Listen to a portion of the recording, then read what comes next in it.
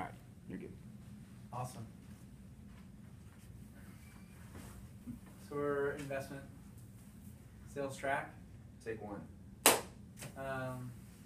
So Kyle, appreciate you coming back in today.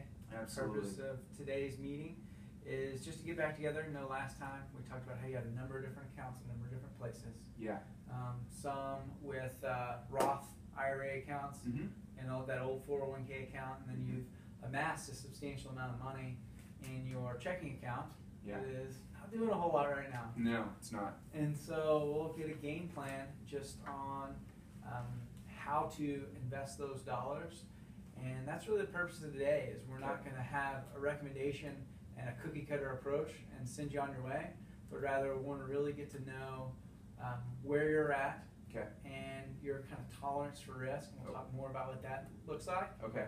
And then we're going to go back, do our homework, and have an idea in the next couple weeks on what's going to look really good for your situation. Okay. Makes Sound sense. good? Yeah. Having said that, was there anything in particular you wanted to cover today? No, I think you've hit it. Awesome. Now you said you were bringing statements today Uh-huh. on your various accounts. Yep. Got Were you it able to here. make this? Awesome. Absolutely. So let's take a peek at these real quick. Okay. And so right now in your Roth account, Mm-hmm. you're primarily in just one Vanguard fund. Yeah. Can you talk to me a little bit more about that? You know, I haven't really paid a whole lot of attention to it, Okay. and I think it's just an asset allocation fund. Right. And Vanguard's pretty inexpensive, so felt like that would be good. But yeah, like I said, I don't pay as close of attention to it as I probably should. Sure. Well, there's absolutely nothing wrong with that. That's actually why I have a job, right? And so we can certainly talk about that type of approach. Okay. And what that looks like. Okay. And then you have this old 401k. Yeah. And so it's just been hanging out there, same type deal where you haven't looked at it in a while. Right. No, I haven't touched it. And I remember last time we got together, we talked about the benefits of rolling over, or people say, I'm going to roll my 401k Yeah. into an IRA. So we'll talk about kind of the benefits of that Yeah. and having the whole investment world that you can have access to rather than just a handful of funds that your company says you can invest in. Okay. Yeah. That makes sense. I haven't really done anything with it. Awesome. Cool. And then, so why don't we do this? Okay. So let's walk through a risk tolerance and kind of help set expectations Okay. for you on the performance in your accounts. We'll talk about asset allocation, etc. Okay. But first, the last thing that I want to do is put you into a strategy Uh-huh. where you're going to pull your hair out worrying about the ups and the downs in the account. Yeah. And so it's really important for me to get a feel for what you're comfortable with. Okay. Now, I had a client that put a substantial amount of money into this, like literally the most conservative account, or one of the most conservative accounts that we have. Okay. And it went down like 2%. And over a month and a half period, it was as volatile as that account will get. Uh-huh. But he pressed the panic button and said, you know what, I'm not comfortable with this amount of volatility. Yeah. The account year to date is up over 4.5%. So we cost him a substantial amount of money by not setting expectations right and Okay. helping him understand the expected volatility and the trade-off between risk and reward. Okay. Yeah, that makes sense. Make sense? Yeah. So as I go through this, we just want to talk about a few different topics associated with risk. Okay. One of those is inflation. So that's just the purchasing power of your dollar. Okay. So what you paid for that cup of coffee Yeah. today and what you're going to pay for that cup of coffee in 10 years, it's Mhm. not going to be close to the same. Right. It's going to cost more. Yeah. Historically, inflation's been just a hair under 3%. Okay. So which one of these statements sounds most like you? Okay. And I just want to keep risk to a minimum. I just want to keep pace with inflation and maintain my purchasing power. So I'm not really earning anything other than just floating along. Okay. Do I want to barely beat inflation, but I want to have a low degree of risk? Okay. Do I want to take a moderate degree of risk, but want to substantially beat inflation? Okay. Or do I want to maximize the return in my portfolio with a high degree of volatility. And this is for my retirement dollars? Yeah, this is just for your retirement dollars. Yeah, well, I don't plan to touch those for a long time. Sure. So I would think I'd be on the aggressive side. Okay. Yeah. So are you leaning more toward the final answer? Yeah, then? last one. Okay, perfect. Now, if I were to show you this chart, Okay. okay, so this says we've got $10,000 in a given investment. Okay. And after 12 months, Uh-huh. that investment, best case scenario, will turn into this column right here. Okay. Worst case scenario will turn into this column right here. Okay. Both of which will happen over the next 10 years. Okay. So 1 year we're going to absolutely crush it with Okay. that $10,000 and earn almost $4,000. 40%. You got it. Other years we're going to see quite a bit of volatility and we'll lose almost 25. Yeah. But what we're expected rate of return, what's probably going to happen more years, is going to be right here in this middle column. Okay. So looking at this chart, which investment or which portfolio do you think is most like you? E. E? Yeah. Okay, awesome. So let me throw out a few different phrases. You tell me which one sounds most like you, and I think I already have a pretty good indication of that. Okay. Just protect the value of my account, keep risk to a minimum, Okay. maximize my long-term returns, or do I want to stay balanced between maximizing returns and keeping risk to a minimum? Maximize returns. I Perfect. don't need this money, so. Awesome. Yeah. So one thing that we do is we invest folks' retirement money. Uh-huh. So one thing we do not do is we're not going to pick up a bunch of penny stocks. Yeah. We aren't the folks that you hear about that we're going to take your investment and you put it in and, oh, darn, it's gone now. Yeah. It doesn't just disappear. Right. There's going to be some volatility, Right. but for the folks where we manage their retirement assets, I tell them this: there's never been a 20-year point in time in the stock market where the stock market hasn't more than doubled. So take 2001.com, take the financial meltdown, take the Great Depression, any 20-year period of time. If we're participating in the stock market, we're going to more than double our money over a couple decades. Yeah. So we say, okay, well, that definitely makes sense. Then why don't investors see better returns in the market? Yeah. And I kind of reference back to the most successful mutual fund of all time, Uh-huh. which is the Fidelity Magellan Fund. Okay. And so from point to point, it had the best rate of return for its existence. Okay. So during the period that Peter Lynch managed this Fidelity Magellan Fund, Yeah. it did excellent, yet more people lost money in the fund than made money. Why would that be?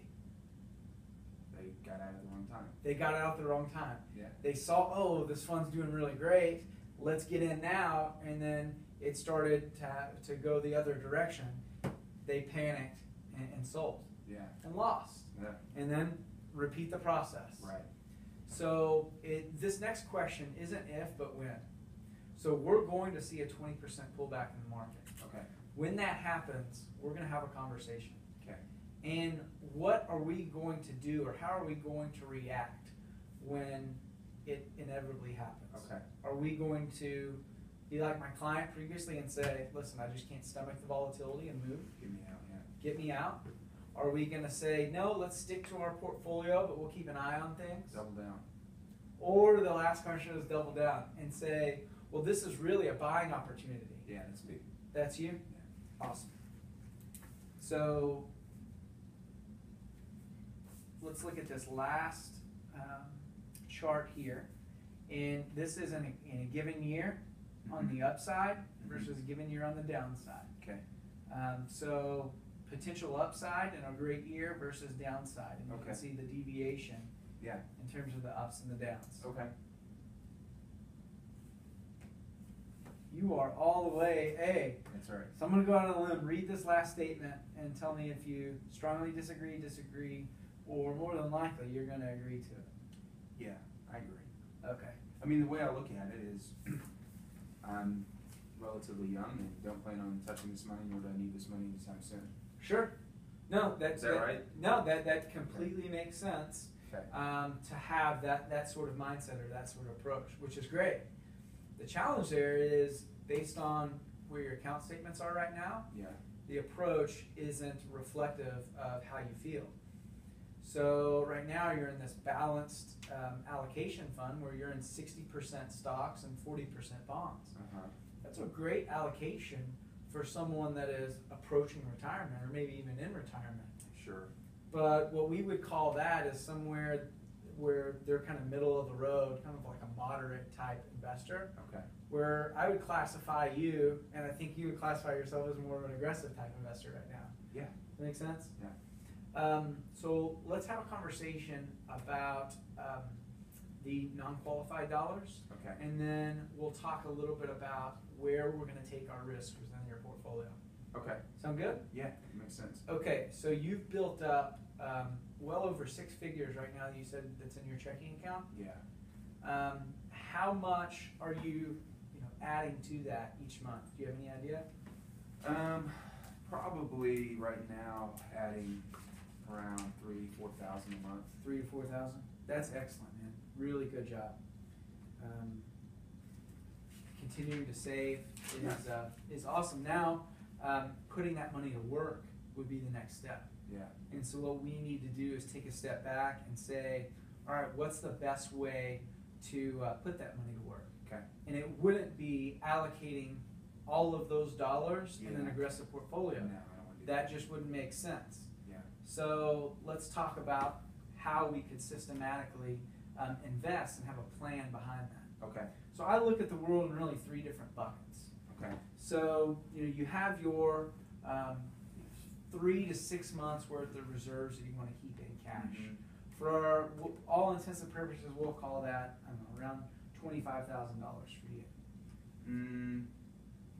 I'll probably feel a little more comfortable with more. Okay. Yeah. Well, we can visit that. Yeah.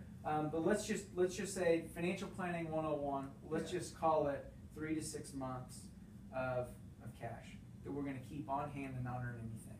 Yeah. What planning 101 would tell it, and we can deviate from this because again, this is your plan, Yeah. is there are 3 different buckets that we're going to invest in. Okay. So this first bucket Okay. is going to mean money that you may need within the next 3 years. Okay. And so if you have less than a 3-year time period on these dollars, Yeah. I'm telling you, in today's low interest rate environment, Mhm. we really can't go out and with any degree of confidence go out and get a really high rate of return. Yeah. So for bucket number 1, what a lot of our folks are anticipating is somewhere between 1 and on the high end 4%. Okay. Okay, so that's going to be in really more conservative investments, Okay. more fixed income type investments Yeah. that are immediately liquid, you have access to, and you can get your hands on. Okay. But 1%, 1 to 4% certainly better than Zero. 0.01, Yeah. Yeah. like you're currently earning. Yeah. And when you add that up over, $100,000, Mhm. can really add up. Sure. Right? Yeah. The second bucket is going to be our 4 to 7 year bucket. Okay. And so that's money that we know we're going to be using in the future, Right. but we can stomach a little bit of volatility within Sure. the account. Yeah. And so because we can stomach a little bit more of the volatility and it doesn't have to be immediately liquid, Yeah. we can go out and we can get a higher rate of return. Okay. Typically we would say for you between 4 and 7% Okay. in that account. Okay.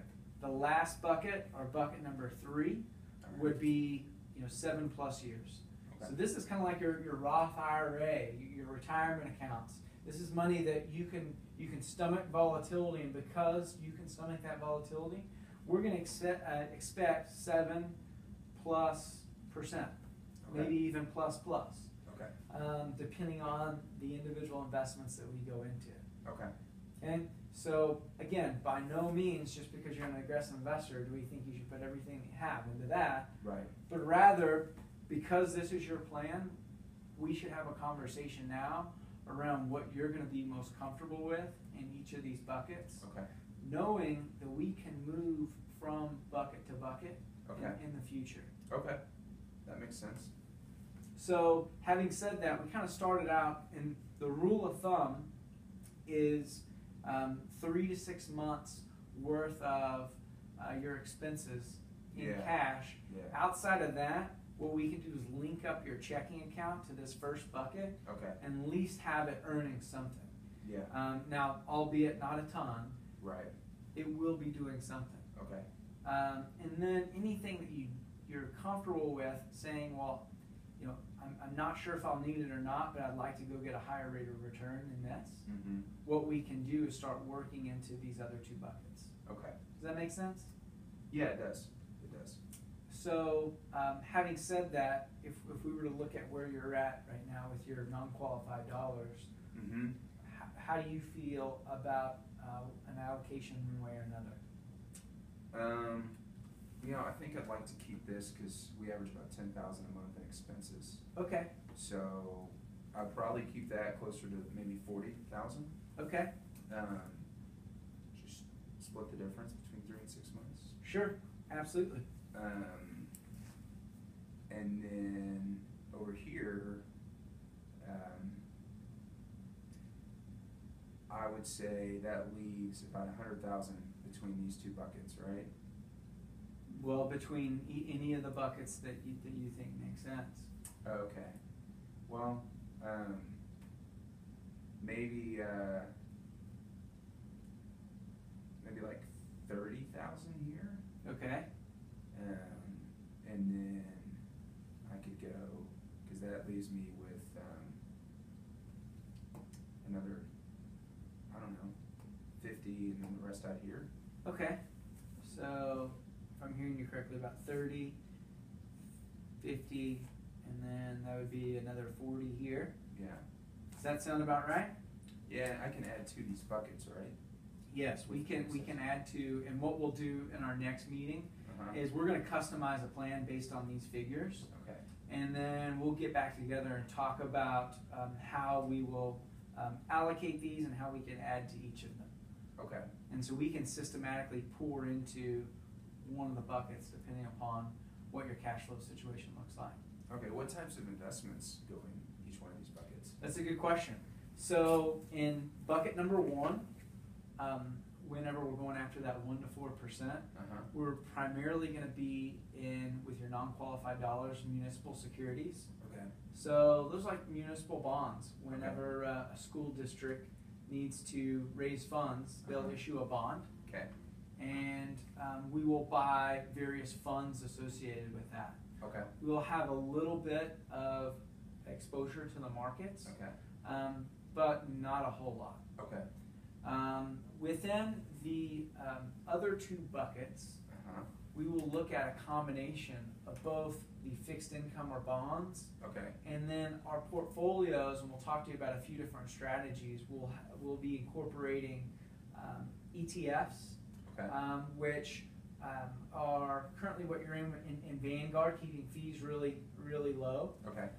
but also mutual funds. Okay. And so what you say whenever you're saying, well, I want to keep expenses low, is that I'm not sure that the money manager can justify his fee. Yeah. And you know what?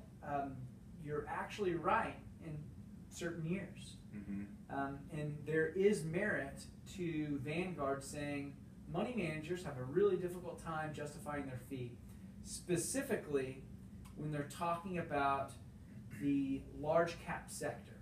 Okay. There are so many people that are managing money and they're buying Walmart and Apple and Pepsi and Coca-Cola, Yeah.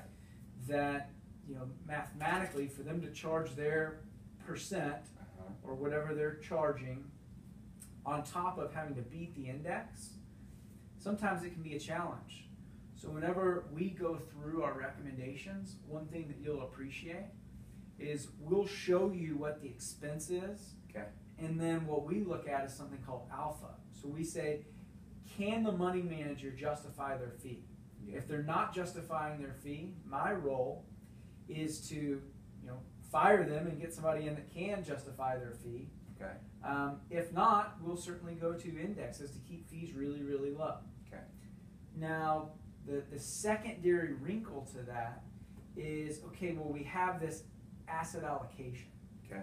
And so our ideal asset allocation for you being really aggressive is going to be primarily in stocks or equities. Yeah.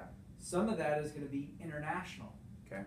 So what we're going to do is I'm going to have, my team come back to you with a proposal, but it will not have the same allocation in each fund. In any investment that we go into, Mm-hmm. we're entering into this investment with an expected rate of return. Okay. Okay, so the expected rate of return in a bond fund is going to be less than an expected rate of return in an emerging market fund. Yeah. Make sense? Yeah. So if we look at the structure of each of your accounts, Uh-huh. how would you think that plays into our recommendation? In terms of where I would be taking more risk over here. Sure. So definitely in the retirement accounts. Yeah. And then secondarily to that, what a lot of people miss is we're also going to take more risk in your Roth account versus that rollover 401k will move to an IRA. Sure. Because in that Roth account, I don't have to take money out. you don't have to take money out, and it's You've already tax paid free. taxes. You've already paid tax free. You've already paid taxes on the funds. Okay. So, would you rather grow a future tax liability or grow something that'll be tax free? Now, all in all, the answer is yeah, we'd rather grow both. Yeah. But if we're entering into an investment, our expected rate of return, we're going to have a certain piece that's going to be directed more on the aggressive side on your Roth account versus your IRA account. Yeah. How did taxes work on these other accounts, like these other buckets? Good question. So we will look at capital gains and ordinary income tax. Okay. Are you familiar with those terms at all? Yeah. Yeah. Okay. Capital gains is like I hold it for a year and sell it, right? That's long-term capital gains. You're right. Okay. So long-term capital gains is 12 months. Uh-huh. Yeah. And then what was your income last year? 300,000. 300,000. Yeah. Okay, so you fall subject to some of the new rules associated with capital gains. Okay. So let me walk you through those real quick. And this isn't something that you need to know, but it's got to be top of mind for us. Okay. So at a high level, this is what that looks like. So if you look at dividends or anything that's held under 12 months, that's all just going to be ordinary income. Yeah. Okay? But if we have that long-term capital gains break that we get, Yeah. historically, it's been 15%. So if you held Apple, let's say you bought Apple for $10,000, Yeah. Apple goes to 20,000. Yep. Then you sell Apple 15 months later. Okay. You would have to pay 15% on the $10,000 that you've earned. Yeah. Not that you've already paid, because that's after tax. Yeah. But what you've earned, you'd have to pay 15%.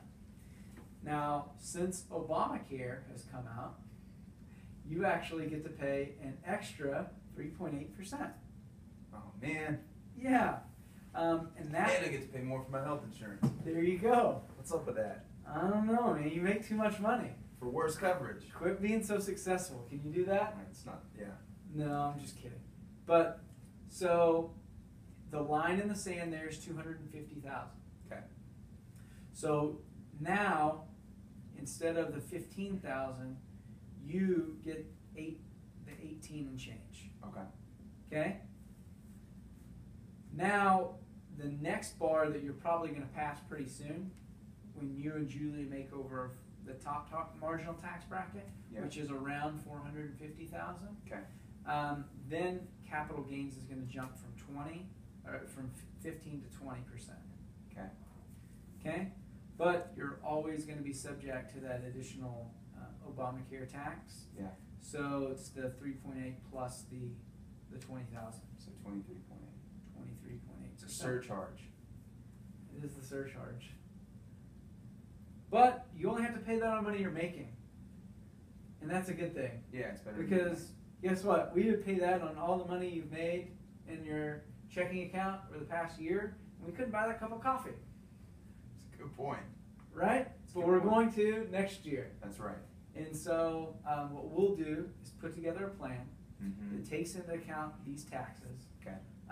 We're going to come up with a strategy that incorporates the different buckets. Okay. And now that we kind of walk through the expected volatility, and we know that there are going to be some years where the account value goes down 20 or even 30%, but you're comfortable with that, for the upside, we'll come to you with a few different solutions Okay. that we'll present, and I'll talk to you about the pros and cons of each, Okay. and then we'll figure out what makes the most sense for your situation.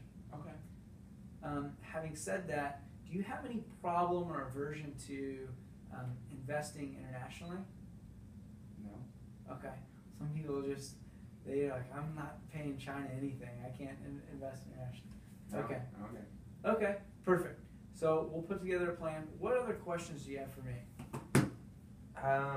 What's your fee? How do I pay you, or how do you get compensated for all this? Well, my time is worth about $15,000 an hour. Ah! So, no, I'm kidding, man. You're definitely paying the Obama tax. Exactly, exactly. No, there will be a few different ways that I'm compensated Okay. based on the investment solution that we present. Okay. So we'll talk to you about a few and the pros and cons of each. Okay. And inherently, it'll be a little bit different on how I'm compensated. And I'll disclose that to you. We'll look at it, and we'll look at the added value of each, and then we'll figure out what makes the most sense for you. Okay. But really, like we talked about at the very beginning, the best way that you could compensate me is just through introductions of other individuals. Okay. So I know that you mentioned you'd think about introducing me to a few different folks you knew at church. Mm-hmm. Did you have any more time to reflect on that? Not really. Okay. If we could brainstorm now, or if you've seen value in today's meeting and walking through things, would certainly love to talk with you about how I help some of the folks that you may know, and certainly we could talk about that, or we can table that and give you a little bit more time to meet with you. Yeah, let's cover it next time. Okay, For sure. sure. I'll give it some additional thought. Well, I appreciate that and appreciate your time. And why don't we get time on the books? Now that I have this, it's going to take us a little bit of time to put together a tailored portfolio for you. Okay. But if we were to look out, a couple weeks out, I'm looking at the end of next week. Yeah. It's Monday, so if we look at the end of next week, Okay. would that work for you? Yeah, I think that'd be fine. Perfect. Like Thursday, late afternoon would be ideal. Sure. Sounds good. Perfect. Well, I'll send you a calendar invite and we'll get back together. Can I ask you one more question? Absolutely. Do you like your job? Do you like it? That wasn't the question. That wasn't the question. Do you like your gig? Good job. Oh, let's hope this recorded. Holla, 20